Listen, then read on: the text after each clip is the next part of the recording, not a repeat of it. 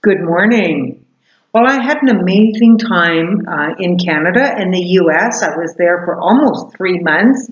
Saw lots of all of my family and friends and had a wonderful time. But one of the most really exciting things was while I was there, I ended up speaking at 9 different centers flying all over Canada and Western Canada and United States, doing talks and presentations and raising awareness for the work that we're doing here in Kenya. One of the really interesting stories was at the conference in Kelowna, the Canadian New Thought Conference in Kelowna. I met Reverend Stacy Hilton from one of the other Las Vegas centers, and she loved what I was doing and invited me to come and speak there. Well, they asked how they could support and said they would do a book drive. Well, it was the most overwhelmingly amazing experience when I walked into their center that morning and saw the tables and stacks of books. And Reverend Cynthia Clare, who made her transition in 2015, her husband was there and he had made the decision to donate her entire library to us. So Michelle has now got, I think, about 25 boxes of books stored at her house, which we will be bringing over to Kenya over I'm thinking next couple of years. It's going to take a while to get it here. So just an amazing, amazing outpicturing of love and support for the work that we're doing here. So a little bit about what's been going on in the short time I've been back. We've started classes again. I had a discovery class with 9 students in it, all of which have started in the new foundational classes. And I think one of the most amazing things is there's a group of those students, about 6 of them actually, that are coming from a small town north of Nairobi, and I live in the south part of Nairobi, and it takes them at least an hour and a half to 2 hours to get here one way, to travel to get here on public transport.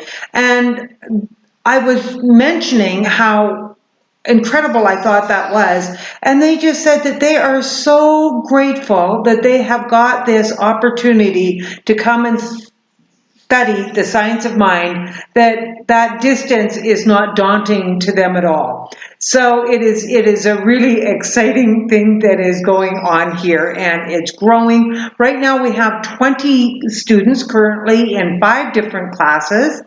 And we're teaching a TROWORD class right now. Debbie Osnichek, one of the practitioners from Florida, is co-teaching that class with me. And we have a student from Edmonton also in that class. So we are truly an international center. And we're really, really, really excited to be starting practitioner class next month with 5 students. When I came back, I started another service here on Sunday evenings. I'm having sort of a mini service with meditation, music. I give a talk. I'm Skyping in people that practitioners that want to be involved. So such as Michelle and Debbie, I have Susan in Edmonton, and we have another new practitioner. We now have 4. This one's name is Holly, and Holly comes from Saskatoon, Saskatchewan.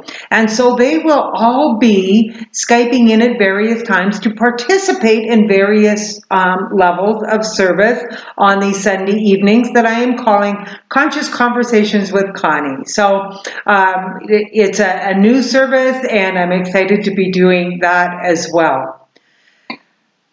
So a little bit about the Britain School. We brought over 4 boxes of books for the school, plus another 8 suitcases, or 4 boxes of books for the lending library. And so we delivered the books out to the Britain Science of Mind Slum School.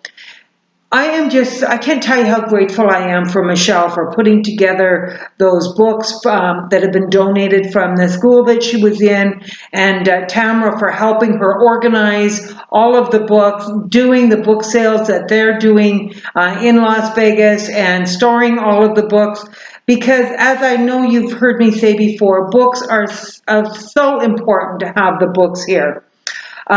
We also participated in the World Day of Service. We had a banner made up, and we cleaned up the slum again. And it was really interesting how people from the community started coming out to support that this year as well. So that's been a lot of fun.